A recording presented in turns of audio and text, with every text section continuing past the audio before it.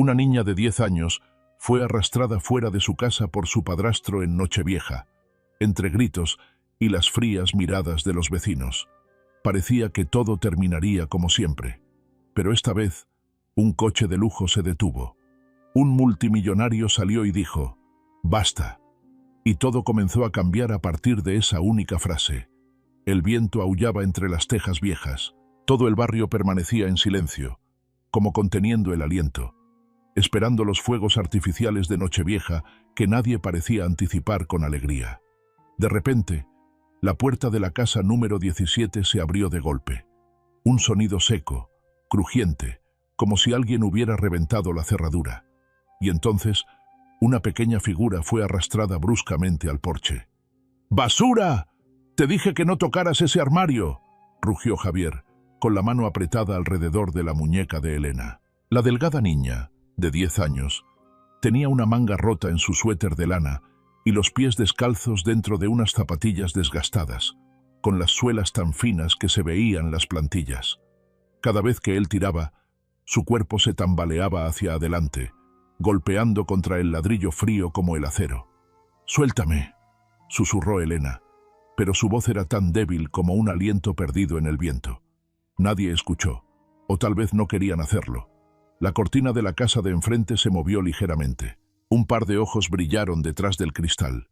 Luego, todo volvió a oscurecerse. Nadie abrió su puerta. Elena se mordió el labio. Solo había querido encontrar el buzón de papá, una vieja caja de madera, escondida debajo del cajón inferior, lo único que su padre le había dicho antes de morir. «Cuando me extrañes demasiado, puedes leer las cartas que hay ahí dentro».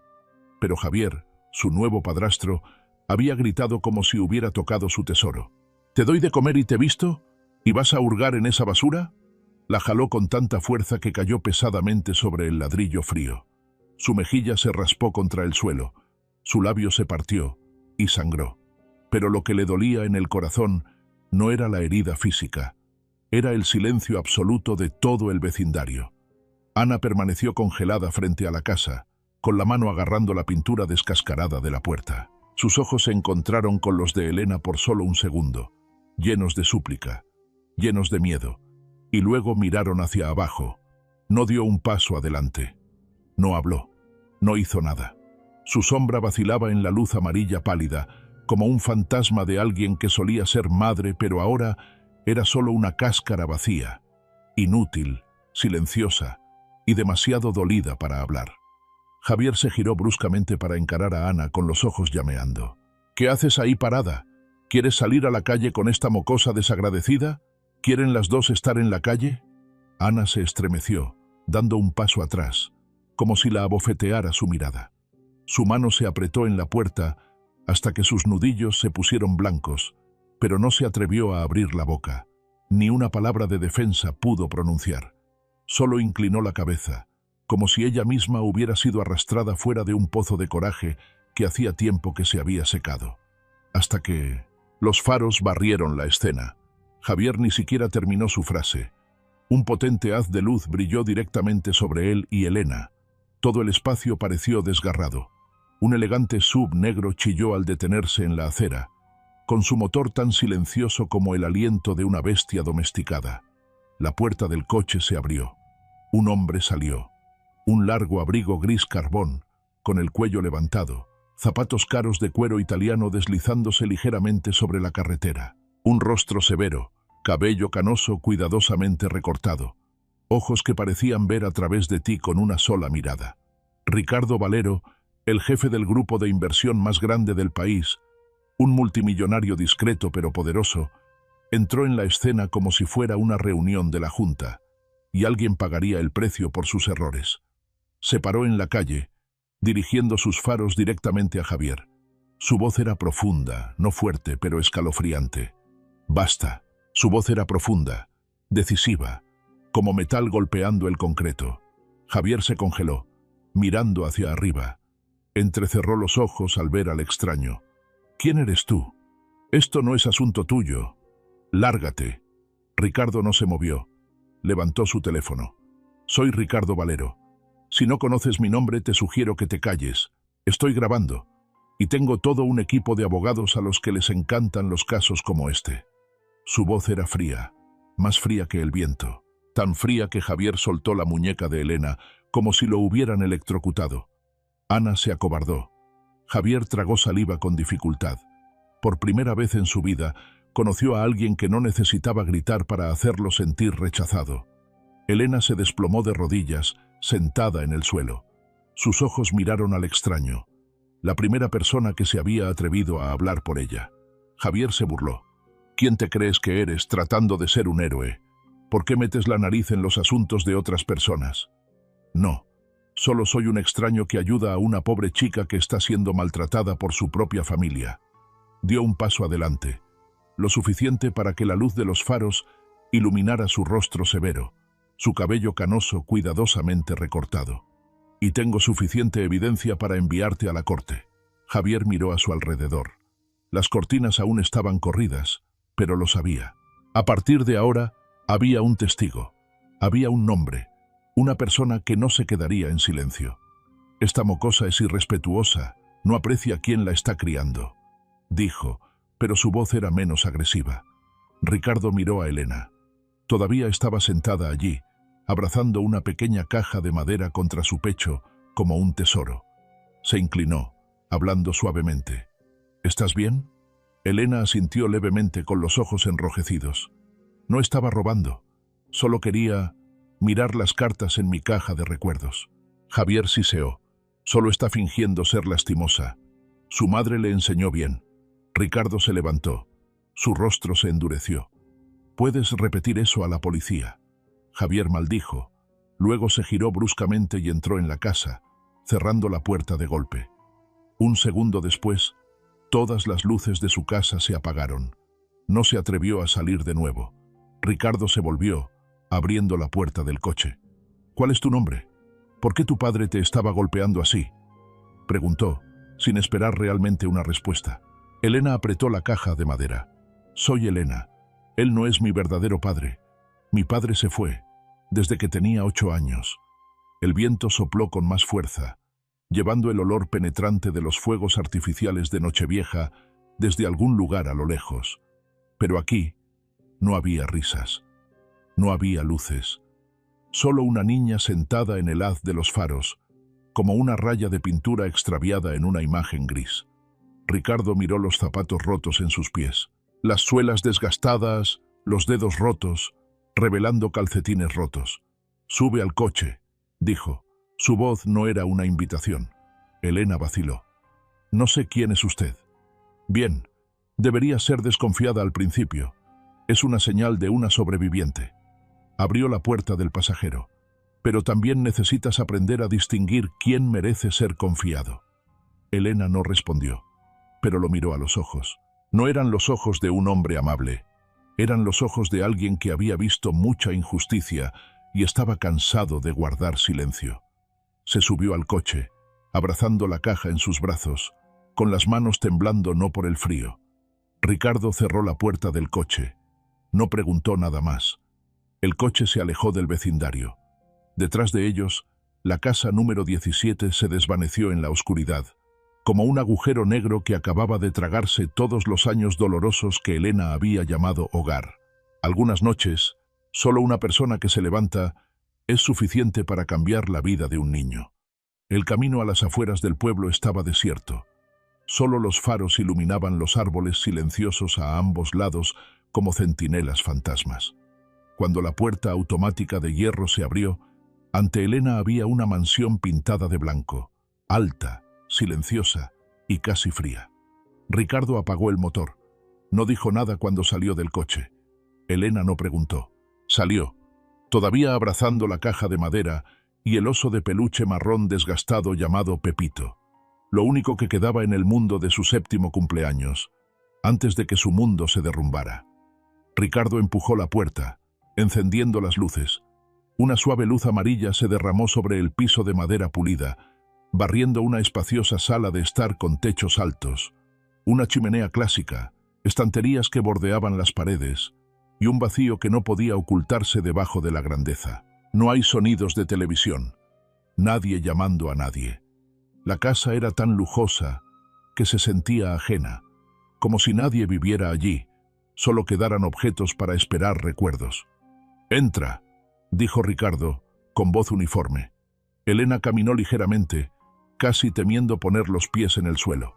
Cada paso como si temiera profanar este lugar. La condujo a una pequeña habitación al lado de la escalera, una sala de estar secundaria, una vez convertida en un dormitorio infantil. No colorido, pero había una cama individual limpia, un pequeño armario y algunos animales de peluche viejos colocados en un estante alto. Ricardo señaló el pijama cuidadosamente doblado en la cama. «Ropa vieja de Leonor. Mi hija. Toma un baño, el baño está a la izquierda. Hay agua caliente, hay jabón, solo úsalo». Elena lo miró. «Puedes llevarte el oso de peluche contigo si quieres». Ella asintió, sin hablar. Su mano todavía sostenía el oso, como si temiera que alguien se lo arrebatara. El baño estaba lleno de vapor caliente. El espejo se empañó. Elena se quedó quieta por un momento antes de que corriera el agua, desacostumbrada a la sensación de no tener que controlar el tiempo, de no tener que competir con nadie para ducharse primero. El agua tibia fluyó hacia abajo, lavando la suciedad y algo que se había endurecido dentro de ella durante el último año. Se sentó en la bañera, abrazando a Pepito envuelto en una toalla, y simplemente respiró. Hacía mucho tiempo que no podía respirar sin miedo. Cuando Elena salió, con el cabello mojado, el pijama largo cubriéndole las rodillas, Ricardo estaba en la cocina. La cocina era grande, moderna pero no del tipo de exhibición. Había olor a cebolla frita, olor a caldo hirviendo a fuego lento. El tipo de olor que le recordaba a la gente su hogar. Ricardo no la miró cuando habló. Saber cocinar sopa es una habilidad de supervivencia. Calienta el estómago, es fácil de tragar y, lo más importante, cura muchas cosas innombrables. Elena se paró en la puerta de la cocina, sin entrar. Abrazó a Pepito, con la mano agarrando la oreja deshilachada del oso. «¿Eres vegetariana?», preguntó Ricardo. Ella negó con la cabeza. «¿Alguna alergia?», preguntó de nuevo. «No». «Entonces come. Hay dos tipos de hambre en el mundo, el hambre del estómago y el hambre del corazón. El segundo tarda más en curarse, pero comenzaremos con el más fácil». Elena entró, sentándose en la silla de madera junto a la mesa del comedor. La silla era alta, sus pies no tocaban el suelo. Se sentía pequeña, perdida, pero segura. El tazón de sopa fue colocado frente a ella. El vapor le nubló los ojos. Sopa de pollo, zanahorias, papas, cilantro. Solo un tazón normal de sopa, pero tan fragante que su estómago realmente rugió. Ricardo sirvió más agua. Luego se sentó frente a ella. Elena tomó la primera cucharada, luego la segunda. Nadie habló, solo el sonido de la cuchara tocando el borde del tazón. Y por primera vez en mucho tiempo no tuvo que comer mirando a su alrededor con cautela. 15 minutos después, el tazón estaba limpio. Elena no pidió más, pero puso sus manos alrededor de Pepito, abrazándolo con fuerza contra su pecho, como si el oso acabara de comer con ella. Ricardo observó sin hablar. Sus ojos se posaron en el botón desabrochado de Pepito. Luego miró a la niña. Grandes ojos marrones, un poco perdidos pero tratando de no parecer débiles.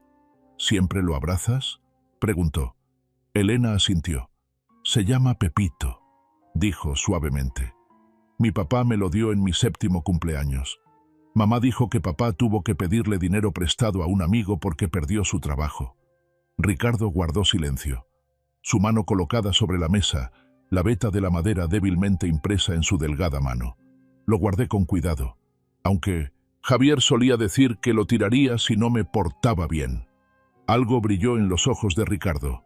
Muy rápido, pero Elena lo captó. Estaba acostumbrada a mirar los rostros de los adultos. Ella sabía, no era lástima, era ira contenida. Se levantó, yendo a sentarse en el sofá, cada movimiento constante, ordenado. Elena observó, sintiéndose inexplicablemente en paz. Elena fue a sentarse junto a Ricardo, todavía abrazando a Pepito, sus ojos mirando alrededor de la casa silenciosa. Después de un momento, dudó y se giró para preguntar: «Tío Ricardo, ¿por qué no veo a su hija aquí?». Ricardo hizo una pausa ligeramente. Sus ojos dejaron la taza de cacao que estaba sosteniendo, mirando hacia el pasillo que conducía al segundo piso, donde una puerta siempre estaba cerrada. Él respondió lentamente: «Ella está en un lugar muy lejano». Elena asintió levemente. Luego susurró: «¿Como mi papá? Mamá también dijo que papá está en un lugar muy lejano». Ricardo guardó silencio. No corrigió las palabras. No lo negó. Solo asintió levemente. Luego acarició suavemente la cabeza de la niña. Una caricia silenciosa, como un reconocimiento de que acababan de compartir un tipo de pérdida que los adultos y los niños entendían a su manera. Elena apretó a Pepito en sus brazos. Luego lo miró. Sus ojos brillantes pero sin ocultar la tristeza que aún yacía en el fondo.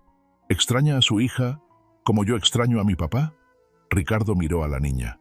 La pregunta no era complicada, pero fue directamente a la parte más profunda de un padre que había perdido a un hijo.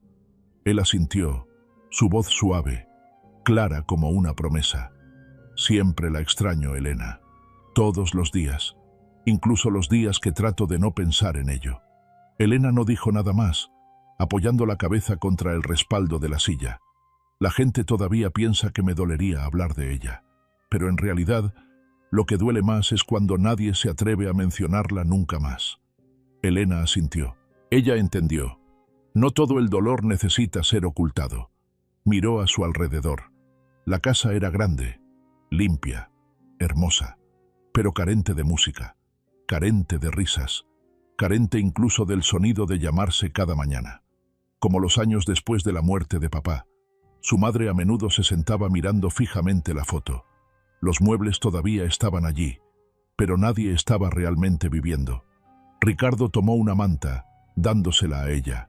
Tu cama está en la habitación de invitados, al final del pasillo en el segundo piso. Hará frío esta noche. Elena abrazó la manta, caminando hacia las escaleras. Cuando llegó a la puerta se volvió. ¿Puedo dejar que Pepito se acueste a mi lado? Ricardo asintió. Por supuesto. Ponlo donde te sientas más segura.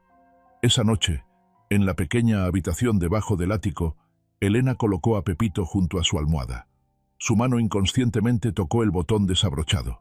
Después de un momento, tomó un pequeño trozo de hilo de su bolsillo, cosiendo el botón de nuevo con puntadas lentas, torpes, pero cuidadosamente. Afuera, Ricardo todavía estaba sentado en la sala de estar, la luz de la chimenea reflejándose en su rostro desgastado. Sobre la mesa, colocó una foto enmarcada. La niña de cabello castaño, ojos brillantes, Leonor. Y en los ojos de Elena había vuelto a ver algo que pensaba que estaba perdido. No la similitud en los rasgos, sino la forma en que ambos abrazaban un objeto viejo, como si fuera el último hilo que los unía a la persona que los amaba incondicionalmente. A veces, lo primero que cura no es la medicina, sino un tazón de sopa caliente y un asiento que nadie te quita. El amanecer se deslizó sigilosamente a través de la delgada cortina, dibujando pálidas vetas anaranjadas en el piso de madera lisa. Fuera de la ventana, el jardín trasero todavía estaba cubierto de niebla, los gorriones gorjeando en la cerca blanca, el primer sonido del nuevo día. Ricardo había estado despierto durante mucho tiempo. No era de los que duermen mucho. En la cocina, temprano en la mañana, el olor a leche tibia y cacao se mezclaba con el olor a tostadas recién horneadas. La mesa estaba puesta con solo 2 tazas de cerámica, una grande, una pequeña. Elena salió, con el cabello suelto, los ojos todavía hinchados después de una larga noche. El pijama largo casi hasta los tobillos, las manos abrazando a Pepito como siempre. Se detuvo en el umbral, mirando vacilante hacia la cocina. Luego se volvió hacia Ricardo, su voz muy pequeña. ¿Puedo tomar un poco de agua? Ricardo hizo una pausa ligeramente, luego sin decir nada. Simplemente se acercó, tomó otra taza, la llenó con agua fría y la colocó sobre la mesa, haciéndole señas para que viniera y se sentara. Aquí, no necesitas pedir permiso para beber agua. Su voz era profunda, uniforme, pero sus ojos estaban llenos de ternura. Elena lo tomó, sosteniendo la taza con cuidado con ambas manos como si temiera romperla. Ella asintió en agradecimiento, con los ojos bajos. en un lugar llamado seguro. El hábito del miedo aún no había desaparecido. «Aquí está tu desayuno». Ricardo empujó suavemente el plato de tostadas hacia la silla, al otro lado de la mesa. «¿Quieres cacao dulce o ligero?» Elena negó con la cabeza, murmurando: «Lo que sea está bien». «Entonces comienza con lo justo». Dejó caer 2 cucharadas de cacao, 1 cucharada de azúcar, revolvió bien, luego empujó la taza. Sus ojos aún no dejaban el periódico abierto. Pero la siguiente pregunta hizo que Elena levantara la vista bruscamente. «¿Alguien te ha dicho alguna vez que mereces ser amada?» No el tipo de pregunta hecha por hacer, ni con un tono de lástima. La frase salió como si Ricardo estuviera pensando en voz alta, pero golpeó la parte más profunda de Elena, donde había sido pisoteada con frases como «carga», «no vales nada». La niña no respondió, solo asintió levemente, y las lágrimas, muy silenciosamente, comenzaron a rodar por sus mejillas, sin sollozos, sin lamentaciones, solo un jadeo, sus manos apretando a Pepito con más fuerza, como si temiera ser vista como débil. Ricardo dobló el periódico. No dijo «no llores», tampoco dijo «todo estará bien». En cambio, se levantó, tomó un pañuelo de papel y lo colocó junto a la taza de cacao. Llorar también es una acción, y a veces es la acción más valiente. Después del desayuno, Ricardo subió las escaleras. El estudio estaba ordenado, no desordenado con documentos, pero todo estaba al alcance. Marcó un número familiar. El teléfono sonó 3 veces antes de que alguien contestara. «Tomás». «Ricardo aquí. Día de Año Nuevo, estás llamando temprano. Algo debe estar pasando». La voz del hombre al otro lado era a la vez soñolienta y alerta. El tipo de abogado con muchos años de experiencia. Ricardo no se anduvo con rodeos. «Anoche traje a una niña a casa, arrastrada por su padrastro en medio de la calle, justo frente a mí». Una pausa. Luego Tomás preguntó con la voz baja: «¿Cuántos años tiene?» 12. «¿Alguna lesión?» «No grave, pero mentalmente, claramente traumatizada durante mucho tiempo». «¿Hay algún video?» «Sí, suficiente para abrir un expediente».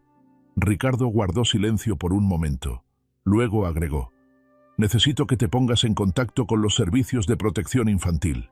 Abre una investigación sobre un hombre llamado Javier, padrastro legal. La madre de la niña parece depender de él, y su padre está muerto. Nadie para protegerla». Tomás suspiró. «¿Nombre completo? ¿Dirección?» «Javier M. García. Vive en la casa número 17, barrio de La Colina, al este del pueblo». «De acuerdo. Me encargaré del papeleo inicial. Pero Ricardo...» «¿Qué? ¿Estás seguro de que quieres involucrarte en esto? Ya sabes, una vez que se abre el expediente, Javier será arrastrado a la corte. Es posible que tengas que testificar». Ricardo miró por la ventana. Elena estaba sentada en los escalones, la luz del sol temprano brillando sobre su cabello desordenado. Estaba sosteniendo a Pepito, no jugando, solo, sosteniéndolo con fuerza. «¿Recuerdas a mi Leonor?», preguntó Ricardo. Tomás guardó silencio. Solía tener exactamente la misma mirada en sus ojos, como si el mundo entero no tuviera a nadie de su lado. Su voz bajó, como si tocara una capa de memoria que había sido enterrada profundamente. «No puedo volver atrás y salvar a Leonor, pero esta vez puedo hacer lo correcto». Tomás no dijo nada más. Después de un momento respondió: «Llamaré a la trabajadora social hoy». Ricardo bajó los escalones, llevando una pequeña caja de madera. Dentro había un pequeño kit de costura. «Déile a Pepito aquí. Arreglaré el botón». Elena retrocedió ligeramente como un reflejo. Luego colocó lentamente el oso de peluche en su mano, como si entregara una parte de su alma. Ricardo se sentó en el banco de piedra, cosiendo en silencio, cada puntada recta, segura, como él. No diciendo mucho, pero cuando hacía algo, nadie lo hacía mejor. «¿Sabes coser?» «Sí». Leonor solía tener un oso de peluche llamado Flor. Se cayó en una zanja, todo mojado. Le cosí el brazo toda la noche». Elena guardó silencio. Después de un momento, preguntó suavemente: «Leonor, ¿ha pasado mucho tiempo desde que falleció?» Ricardo no la miró. Su mano todavía cosiendo. Su voz uniforme. 4 años. Lo siento. Está bien.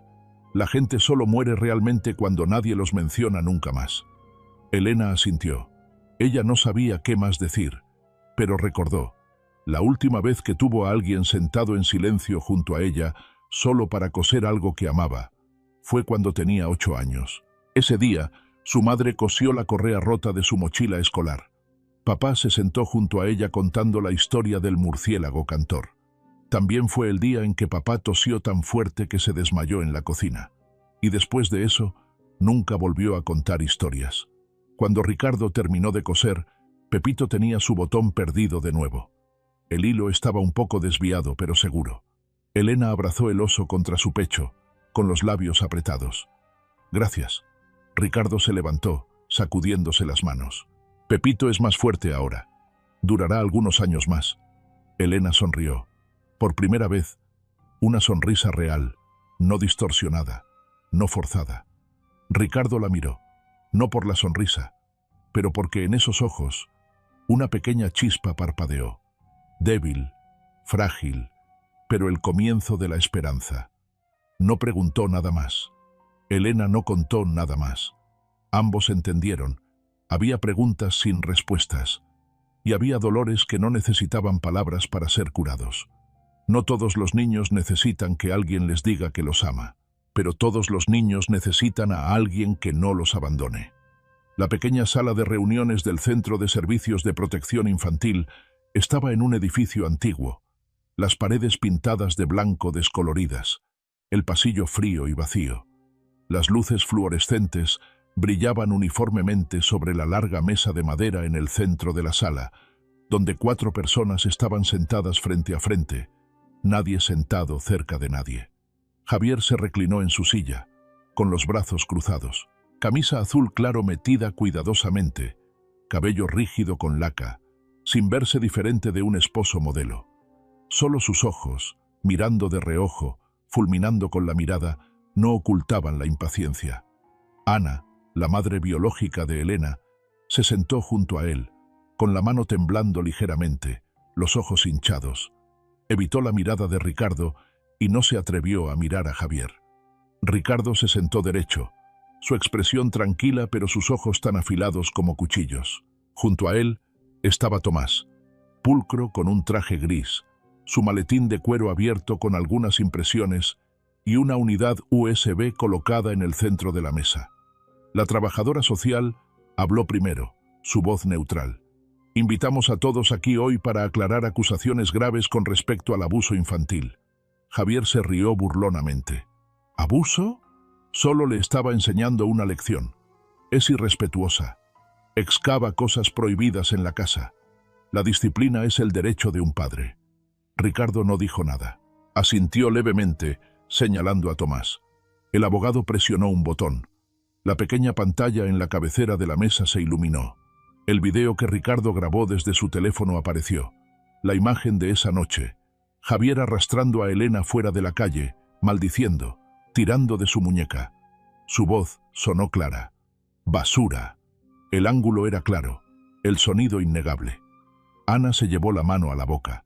Javier todavía trató de mantener la compostura, pero su rostro comenzó a palidecer. ¿Es esta la disciplina que mencionó?, preguntó Tomás con voz tranquila. Solo un poco de mal genio. La niña resultó herida. Los vecinos confirmaron haber escuchado gritos casi todas las noches. Una persona informó haber visto a la niña salir a escondidas a medianoche, sin abrigo. Tomás abrió su maletín, sacó un archivo y lo colocó sobre la mesa con un movimiento decisivo. Y este es el expediente académico de Elena, o más bien, completamente vacío. Empujó el archivo hacia la trabajadora social. Tiene 10 años, pero durante los últimos 3 años su nombre no ha estado en ninguna escuela regular. Sin expediente de escuela primaria. Sin solicitud de permiso temporal.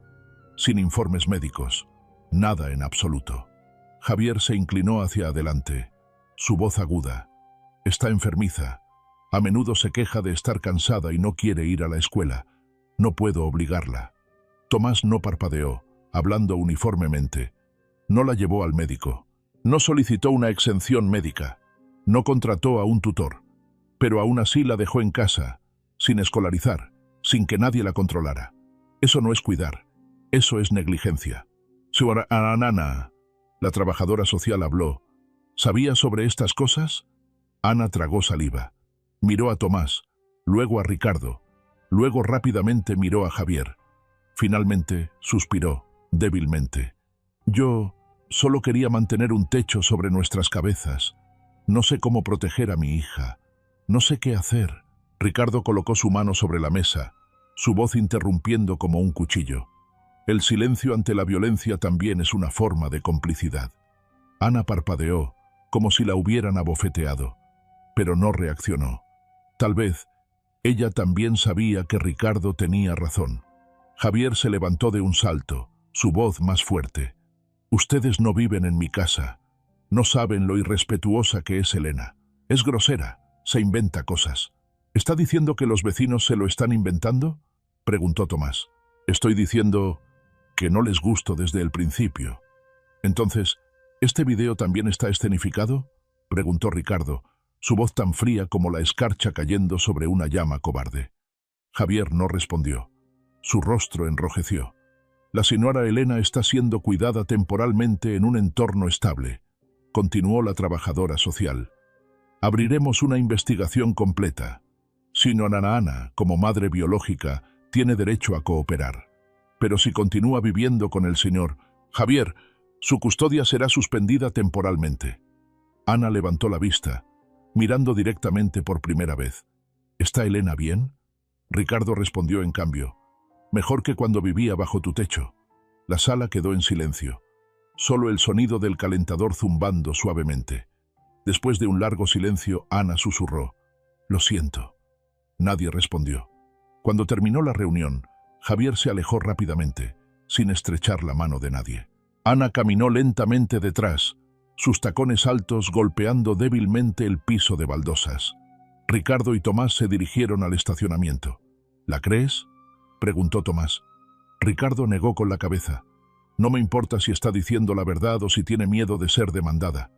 Solo me importa dónde vivirá Elena y si está segura. Tomás asintió. Sugeriré una apelación de emergencia, solicitando la tutela temporal para ti. Este caso es sólido. Video, testigos, vecinos, además de la pobre actitud de cooperación de Javier. Ricardo guardó silencio por un momento. Luego preguntó suavemente, ¿crees que me estoy excediendo? Tomás se rió. ¿Excediendo? Ricardo, acabas de sacar a una niña de la violencia, en medio de la Nochevieja, le diste una comida caliente y un lugar seguro para dormir. Si eso es excederse, entonces este mundo necesita más personas excediéndose, como tú. Ricardo sonrió levemente, pero en sus ojos todavía había algo pesado, no duda, sino la tristeza de alguien que había perdido, y ahora estaba decidido a no perder de nuevo. Esa tarde, cuando Ricardo llegó a casa, Elena estaba sentada leyendo un libro de imágenes en la sala de estar, Pepito acurrucado en su regazo. La niña levantó la vista, sus ojos interrogantes. «Tío Ricardo, ¿a dónde fue?» Se colgó el abrigo en el gancho. «Asistí a una reunión. ¿Está relacionado conmigo?» Ricardo se sentó en la silla de enfrente. La miró directamente a los ojos. «Sí, no estoy mintiendo. Pero todo lo que hago es para protegerte. Nadie tiene derecho a lastimarte, Elena». La niña guardó silencio. Después de un momento susurró, «Yo no sé si merezco ser protegida». Ricardo no refutó, solo dijo, «La gente no necesita merecer estar segura. Necesitan estar seguras para creer que lo merecen. Es fácil culpar al abusador, pero no olvides culpar al silencioso, porque el silencio ha encubierto las palizas que nunca se cuentan». Esa mañana de fin de semana, el sol era delgado como el papel, brillando silenciosamente sobre las ramas desnudas en el jardín trasero. La pequeña habitación al lado de la cocina fue limpiada por Ricardo en un rincón de estudio. Una mesa de madera, una pizarra colgada en la pared y algunos lápices de colores nuevos todavía en su embalaje. Elena se sentó en la silla, con las manos abrazando a Pepito, sus ojos tan tensos como la cuerda de una guitarra. La maestra Marta llegó a tiempo. Una anciana con cabello blanco, una figura pequeña, con gafas de cuentas, un suéter color crema. Su sonrisa tenía algo que hacía que la gente se sintiera en paz, como una manta cálida lavada y doblada cuidadosamente en el armario. «Eres Elena, ¿verdad?», dijo Marta, sentándose junto a la niña. «Soy Marta. A partir de ahora nos reuniremos todas las mañanas por un tiempo, solo para divertirnos, nada aterrador». Elena asintió, sin apartar los ojos del oso. «No necesitas preocuparte por nada», sonrió Marta. «Solo siéntate aquí, yo me encargaré del resto». Ricardo observó desde lejos, de pie en la puerta, sosteniendo una taza de café. No interfirió, pero él estaba allí. Cuando Marta levantó el libro de imágenes, la niña solo miró, sus ojos escaneando cada letra como si fuera algo extraño. Marta colocó suavemente su mano sobre el cuaderno de Elena. «¿Sabes cómo escribir el nombre de tu amigo oso?». Elena levantó la vista, asintió levemente. Tomó el bolígrafo, su mano temblando ligeramente. Las letras garabateadas aparecieron gradualmente. P, E, P, I, T, O. Después de escribir, dejó el bolígrafo y lloró, no sollozando, no quejándose, solo lágrimas cayendo sobre el papel, borrando la última letra O. Marta no dijo nada. Tomó un pañuelo de papel, entregándolo suavemente. Ricardo estaba afuera, apretando la taza hasta que sus nudillos se pusieron blancos. Esa noche, Marta se sentó a tomar el té con Ricardo. «Esta niña es extrañamente inteligente», dijo, su voz tan ligera como leer un poema antiguo. «Pero hay una capa de hielo alrededor de su corazón». Ricardo asintió. «Lo veo. No por falta de capacidad, sino porque tiene miedo de equivocarse, miedo de escribir mal, leer mal, luego ser regañada, ser gritada, ser abandonada. No ha ido a la escuela desde segundo grado», dijo Ricardo suavemente. Su padrastro no la dejó ir a la escuela. «Sin embargo, todavía sabe cómo escribir el nombre de Pepito», sonrió Marta. «Sabes, el nombre de lo que la gente más ama es siempre lo primero que aprendemos a escribir. Así es como la gente aprende a vivir, con sentimientos, no con teorías». Ricardo dejó su taza de té, guardando silencio por un momento. «¿Cuánto tiempo crees que tardará Elena en alcanzar a sus compañeros?». «No lo sé», se encogió de hombros Marta. «Pero creo que no necesitará alcanzar a nadie. Irá a su propio ritmo. Y quién sabe, irá más lejos que todos los demás». Ricardo miró por la ventana. En la sala de estar, Elena estaba sentada diligentemente coloreando un dibujo. Pepito de pie entre dos grandes manos. Una de esas manos seguramente era la suya. El séptimo día de esa semana, Marta le enseñó a Elena cómo escribir una oración completa. «¿Qué quieres escribir?», preguntó. Elena pensó por un momento, luego escribió. «A Pepito le gusta esta casa». Marta asintió. «Muy bien.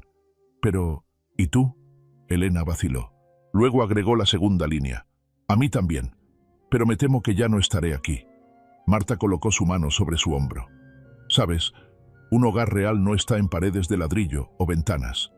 Está en las personas que no te abandonan cuando te equivocas, cuando estás triste o cuando no eres buena en nada». Elena no habló. Pero ese día, por primera vez, limpió sus libros después de clase, dobló el cuaderno, limpió la pizarra y ordenó los lápices de colores en el orden correcto en la caja. Esas cosas aparentemente pequeñas, para Ricardo, eran más preciosas que una calificación perfecta. Esa noche, Ricardo volvió a abrir el video de Elena, escribiendo su primera letra. Lo guardó por separado, nombrándolo. Día 1, comenzando a aprender a vivir. Sabía que Elena no solo estaba reaprendiendo las letras, sino que estaba rendiendo cómo confiar. Confiar en que ya no tenía que esquivar golpes, no adivinar los rostros de los adultos, no callarse cuando tenía algo que preguntar. Él había perdido a una hija porque no se dio cuenta de esas cosas a tiempo. Esta vez, no se permitió retroceder. La primera letra que escribe un niño nunca es solo una letra. Es la prueba de que el niño está viviendo, recordando, amando y aprendiendo cómo ser una persona. Tarde en la noche, el viento golpeaba contra los cristales de las ventanas, llevando el frío espeso de la inminente nieve. En el estudio de Ricardo en el segundo piso, la suave luz amarilla se reflejaba en los marcos antiguos, los rostros que se habían ido pero nunca olvidados. Tomás sirvió 2 pequeños vasos de whisky, colocando uno frente a su amigo. «¿Estás seguro de que quieres hablar de eso hoy?», preguntó, con la voz baja. Ricardo no respondió de inmediato. Miró hacia abajo al vaso, sus ojos como si se hundieran en la oscuridad detrás del cristal. «Leonor murió cuando tenía 9 años», dijo, su voz ronca, cada palabra como si se cortara en su garganta. «Un accidente automovilístico, de camino a casa desde la escuela». Tomás asintió. Había oído hablar del accidente. Todos en el pueblo lo sabían, pero nadie había oído nunca a Ricardo contar los detalles. Estaba sentada en el asiento trasero. Se abrochó el cinturón de seguridad. El otro coche se saltó un semáforo en rojo. Ricardo se detuvo por un momento. Su mano apretó el vaso con fuerza. Después de eso, vendí el coche. Limpié su habitación. Doblé cada camisa, cada muñeca, luego las puse todas en una caja. Pensé que hacer eso me haría sentir mejor, pero no fue así. Tomás guardó silencio. Nadie interrumpió el dolor que estaba fluyendo. La extraño todos los días. La extraño tanto, no me atrevo a acercarme a los niños. No me atrevo a mirarlos a los ojos. Otra pausa. Luego dijo, como si solo estuviera exhalando después de 10 años de contener la respiración, hasta que apareció Elena. Abajo, Elena estaba jugando con Pepito en la sala de estar. Usó lápices de colores para dibujar más ojos, una nariz y un lazo rojo en papel, pegándolo en la espalda del oso, como un pasaporte, dijo. Ricardo dijo que Pepito necesitaría papeles si quería ir a la escuela con ella más tarde. La niña sonrió levemente, con Pepito sentado cómodamente en su regazo, envuelto en un pequeño pañuelo que Ricardo le dio el día anterior. Pero cuando Elena alcanzó la vela perfumada colocada junto a la chimenea, su brazo chocó con la pierna de Pepito. El ligero golpe hizo que el oso de peluche rodara y cayera en la chimenea. El fuego era bajo, pero aún lo suficientemente caliente. La tela se incendió más rápido de lo que pudo gritar. «¡Pepito!», gritó Elena corriendo, pero Ricardo lo había visto desde las escaleras. No pensó, no dudó, simplemente corrió. Abrió la puerta de la chimenea y usó su mano desnuda para arrebatar a Pepito del fuego. Un siseo resonó. Su mano tocó el fuego, quemándose. Ricardo no gritó. Tiró el oso de peluche al suelo, usando un paño para apagar las brasas. Luego exhaló, su mano retrocediendo, roja e hinchada. Elena se congeló. Ella lo miró. Luego miró su mano, miró a Pepito, chamuscado en una oreja, pero intacto.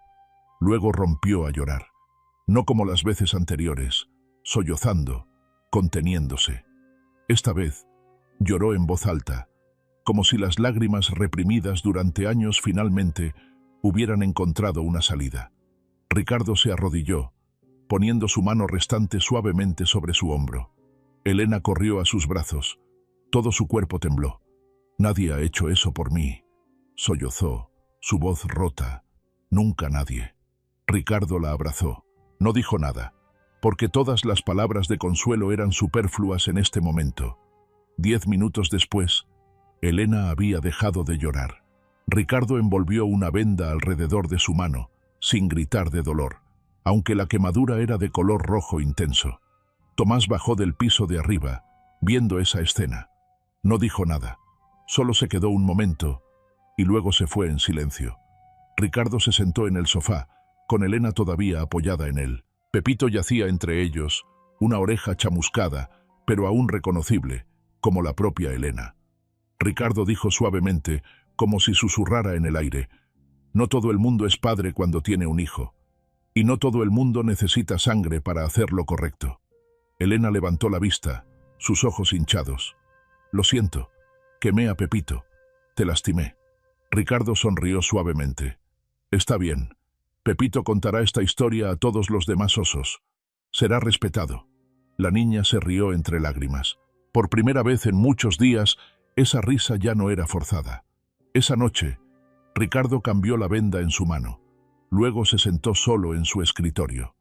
Sacó su cuaderno, el que durante mucho tiempo solo había usado para registrar promesas a sí mismo, y escribió: «No pude salvar a Leonor, pero hoy salvé a Pepito. Y si la niña cree que su oso de peluche merece ser salvado, entonces tal vez, finalmente, también está empezando a creer que ella lo merece».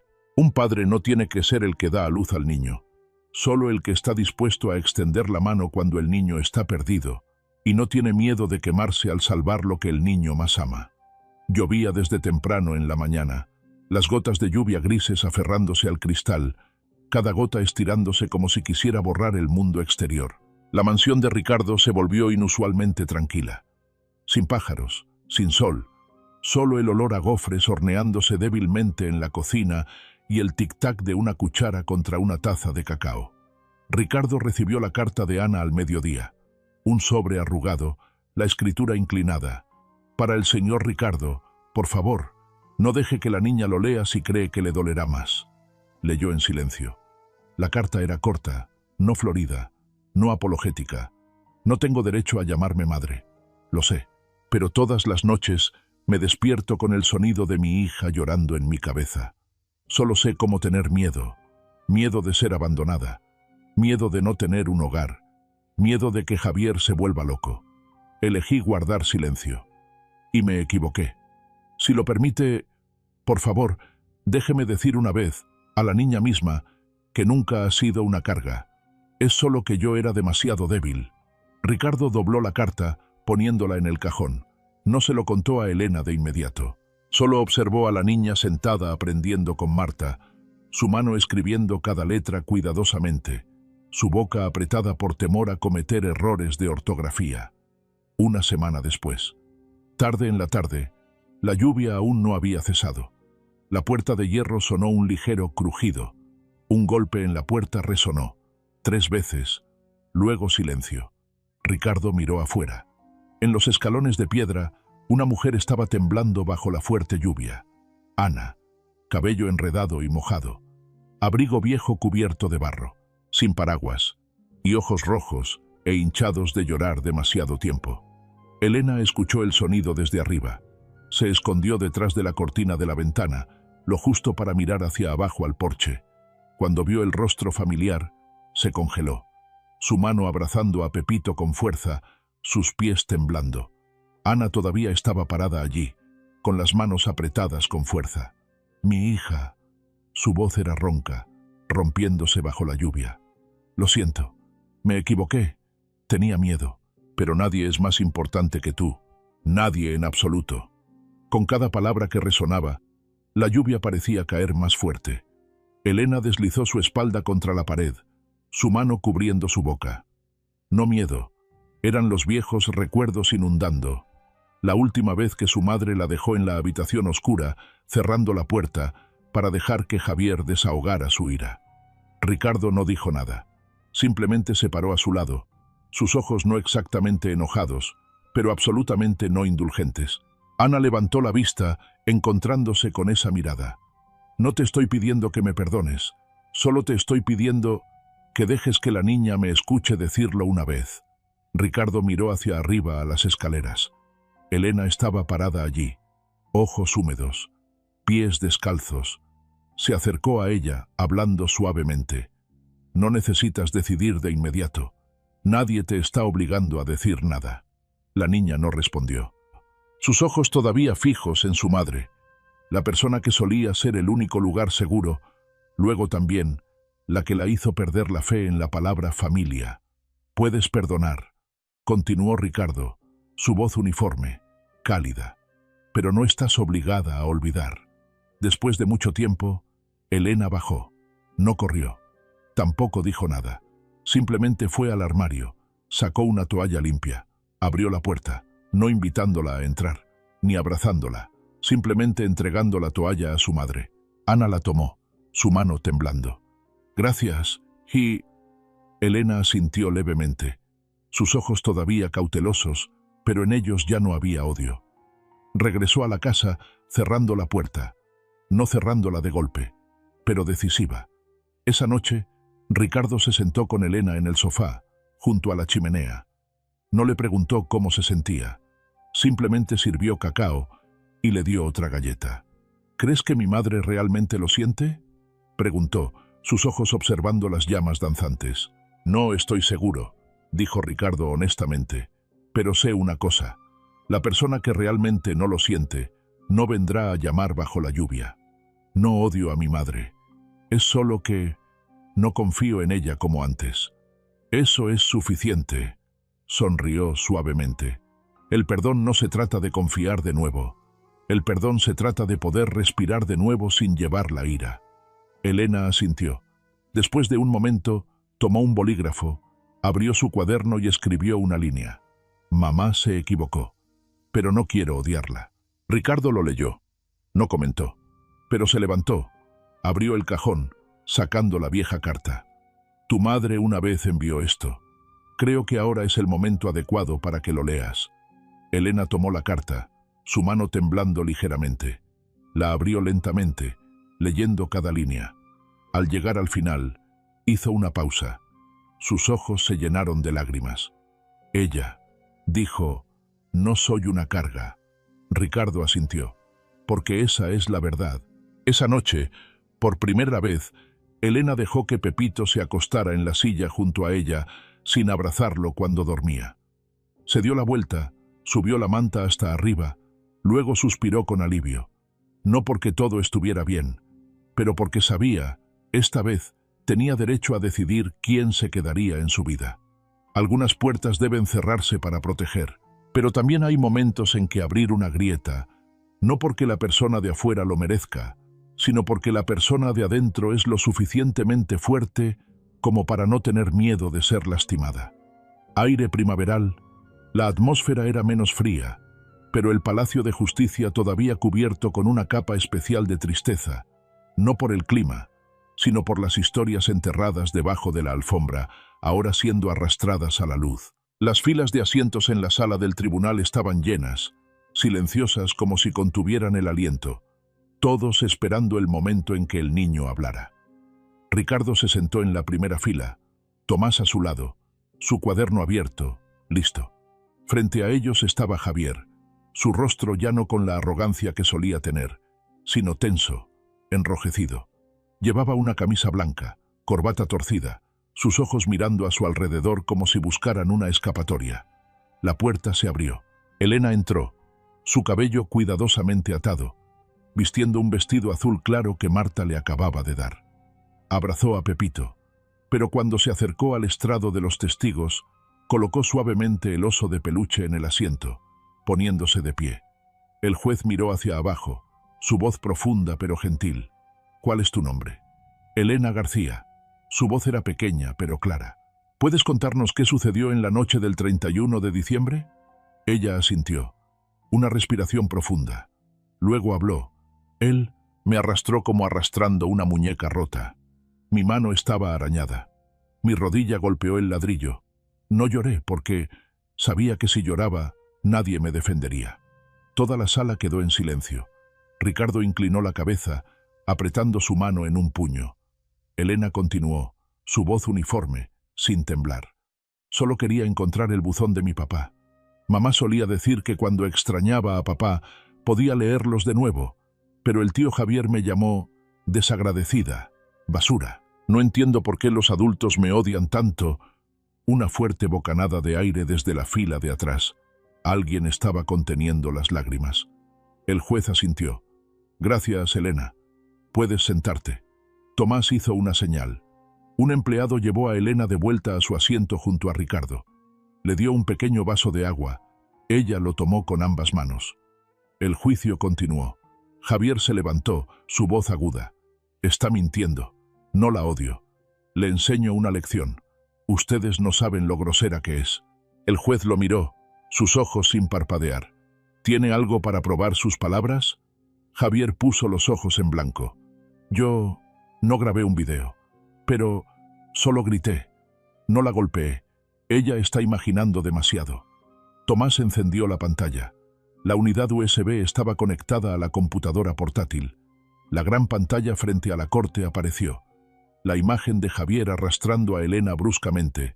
La maldición era clara. Un testigo vecino subió al estrado. Una anciana con cabello blanco, su mano temblando pero su voz segura. Escuchamos llorar muchas veces, pero nadie se atrevió a intervenir. Fuimos cobardes. Y ahora me avergüenzo.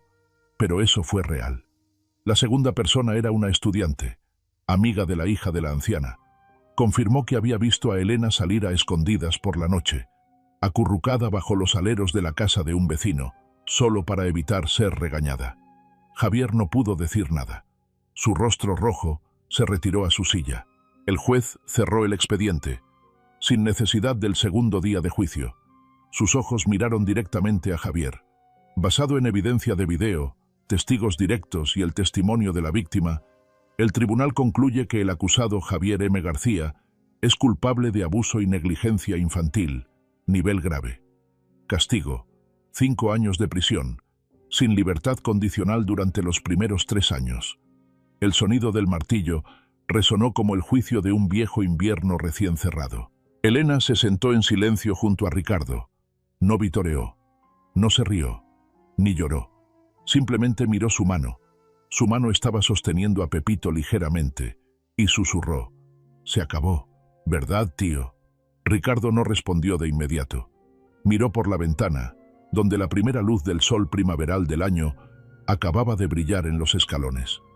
«No, está comenzando». Esa tarde regresaron a casa.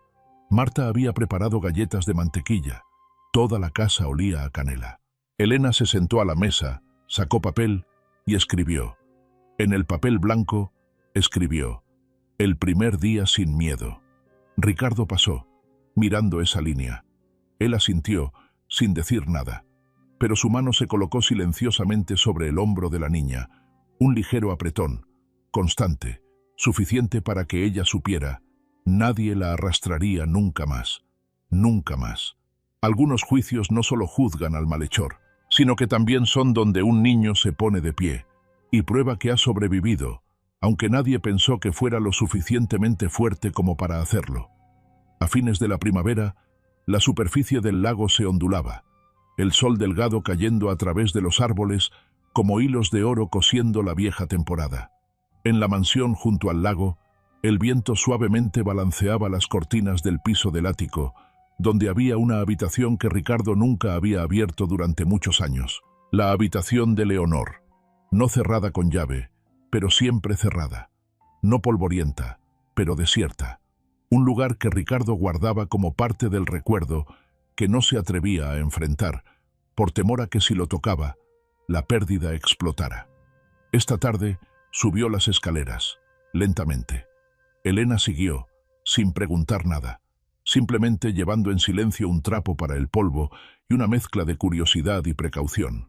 Ricardo empujó la puerta. La habitación seguía siendo la misma de antes. Una colcha con flores de color púrpura claro. Un pequeño escritorio junto a la ventana con un frasco de vidrio lleno de lápices de colores. Una estantería colocada cerca de la pared, cuidadosamente organizada con los cuentos de hadas que Leonor solía amar. Sin polvo, sin telarañas. Solo el silencio del tiempo y la suave respiración de 2 personas de pie juntas. «Puedes tomar un libro», dijo Ricardo, su voz suave como si temiera despertar algo. «A Leonor no le importará». Elena asintió. Caminó hacia la estantería pasando su mano sobre cada lomo, deteniéndose en un libro delgado, la portada desgastada. «Matilda.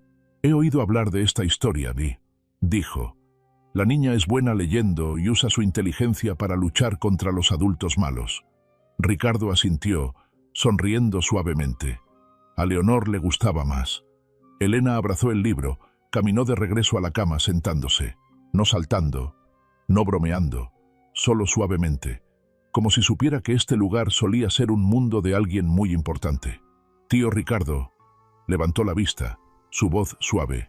«Si su hija todavía estuviera viva, ¿tendría un lugar en su corazón?». La pregunta cayó en la habitación silenciosa como una piedra caída en el lago. Ondas extendiéndose lejos, no coloridas, pero profundas hasta el fondo. Ricardo se acercó, sentándose junto a ella. No respondió de inmediato. Simplemente miró directamente a los ojos de la niña, los ojos que solían estar asustados, Solían ser escépticos, ahora sabían cómo confiar, sabían cómo preguntar y sabían cómo esperar algo duradero. «Ya has estado allí, Elena», dijo, lenta y seguramente. «Desde el primer día». Elena se mordió el labio. Sus ojos estaban brillantes con lágrimas. Pero ella no lloró. Ella sonrió.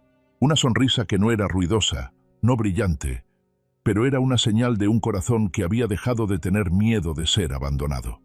Esa noche, Ricardo se sentó en su estudio. Abrió su computadora portátil, poniendo su mano en el teclado. Frente a él había una página en blanco con el título que acababa de escribir. Suficiente. Cuando decidí intervenir. Memoria. No para ser publicado, no para tomar crédito. Solo una forma para que Ricardo reescribiera la parte de la memoria que había tenido demasiado miedo de tocar. Él escribió: «Solía pensar que suficiente era cuando ya no podía soportarlo más, pero ahora sé que, a veces, suficiente es cuando no puedo seguir ignorándolo. Es cuando un niño está parado bajo la lluvia, siendo arrastrado como una muñeca rota, y el mundo se aparta. No pude salvar a mi hija, pero puedo salvar a Elena. Y en esa acción también salvé la parte del padre que todavía estaba viva en mí». Tecleó, sin parar. Las páginas en blanco aparecieron con letras, y el pasado, pensado como inmutable, comenzó a ser reescrito, no olvidando, sino eligiendo el coraje para enfrentarlo. Elena se sentó en la cocina, pasando cada página del libro de Matilda, murmurando para leer. Leyó lentamente, pero seguramente, cada palabra redonda, ya no vacilante. Marta una vez dijo: «Algunos niños no necesitan aprender rápido, solo necesitan que alguien crea que pueden aprender». Ahora Elena no solo estaba aprendiendo a leer, estaba aprendiendo a reescribir su propia historia. Al día siguiente presentó una tarea para la clase. «Escribe sobre alguien que haya cambiado tu vida». El ensayo no fue largo, pero fueron las líneas más verdaderas que jamás había escrito. «El tío Ricardo no es mi padre biológico, pero es la primera persona en pararse entre mí y el miedo. Cuando me caigo, no me dice que me levante yo misma. Extiende su mano, luego espera hasta que quiera tomarla. Tal vez así es como aman los verdaderos padres, no por sangre, sino porque eligen no irse». No necesitaba una calificación alta para este ensayo, porque la persona sobre la que escribió lo había leído desde antes, no con sus ojos, sino con sus acciones todos los días. Los recuerdos no pueden borrarse, pero el pasado puede reescribirse, si hay alguien lo suficientemente valiente como para escribir con nosotros. La víspera de Año Nuevo llegó de nuevo, este año la nieve cayendo ligeramente como plumas, tocando el lago congelado. Las luces amarillas del comedor de la mansión se reflejaban a través del cristal, proyectando una luz cálida en el frío cielo gris, como una vela encendida en los meses silenciosos. Dentro de la casa, la chimenea ardía suavemente, el olor a cacao y productos horneados mezclados, extendiéndose por toda la habitación. 3 personas se sentaron alrededor de la alfombra de lana tejida a mano. Pepito, el oso de peluche desgastado, fue cosido de nuevo con hilo rojo, acostado obedientemente en el regazo de Elena, junto al viejo buzón de madera ahora usado para guardar tarjetas de agradecimiento que la niña hizo ella misma durante toda la semana. Ana se sentó cerca de la ventana, sosteniendo un vaso de té de jengibre, su cabello cortado corto, sus ojos ya no rojos e hinchados como hace un año. No dijo mucho, solo en silencio, escuchó, aprendiendo cómo estar presente sin causar daño. Ricardo sirvió cacao caliente para cada persona. Usó su mano restante para ajustar la foto familiar de las 3 personas tomada a principios de ese mes, el marco de madera colocado solemnemente en la repisa de la chimenea. Cuando se dio la vuelta, Elena había sacado un trozo de papel. La escritura uniforme, hermosa y seria, era una carta de agradecimiento que escribió para esta noche. «¿Puedo leerla?», preguntó, sus ojos mirando a Ricardo. Él asintió, sentándose en su sillón familiar, la taza de cacao en su mano todavía humeando. Elena se puso de pie, su mano sosteniendo el borde del papel ligeramente. Ella leyó, cada palabra clara. Hace un año, estaba parada en medio de la noche de invierno, sin saber a dónde iría, y nadie sabía quién era. Un extraño detuvo su coche, grabó un video, amenazó con llamar a la policía, y pensé, tal vez esta sea la última persona que me vea como una niña, no como una carga. Ahora, me llaman por mi nombre en clase, puedo escuchar deseos de feliz cumpleaños, puedo ser abrazada cuando estoy asustada. Ya no tengo que escribir cartas a papá para esperar ser salvada. Porque tú hiciste eso. No salvaste a una niña, salvaste todo mi mundo. La sala quedó en silencio después del final. Ricardo dejó su taza de cacao, sus manos entrelazadas, su cabeza inclinada hacia abajo. Ana se llevó la mano a la boca, tratando de detener los sollozos. Elena se acercó, colocando suavemente la carta sobre la mesa, luego sentándose junto a él.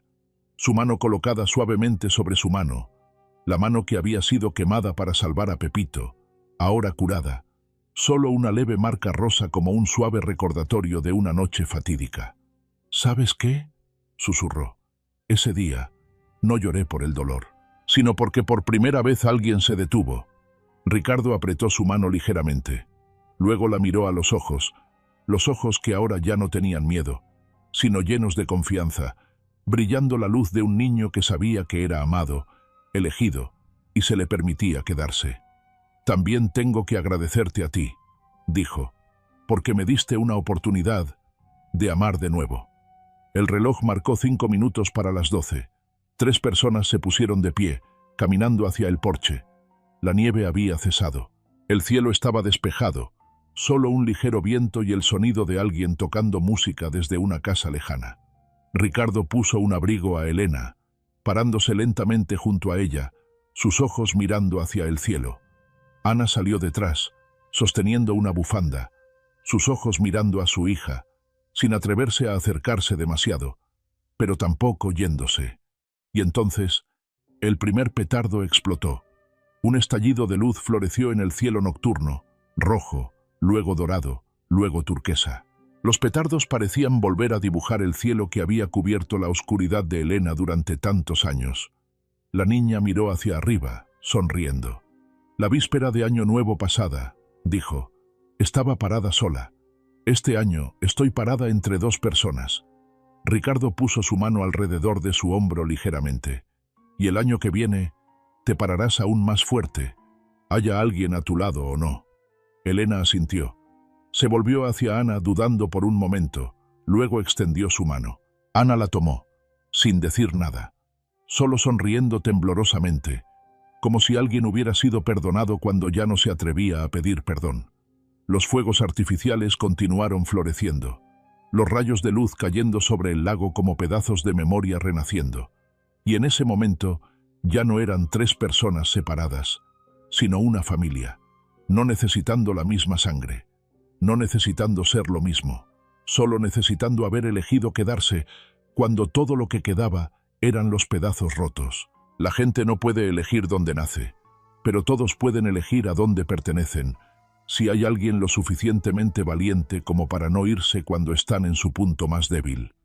Esta historia no es solo sobre una niña abandonada y un hombre que detuvo su coche, sino también un recordatorio de que, a veces, solo una persona que se atreve a levantarse es suficiente para cambiar la vida de un niño.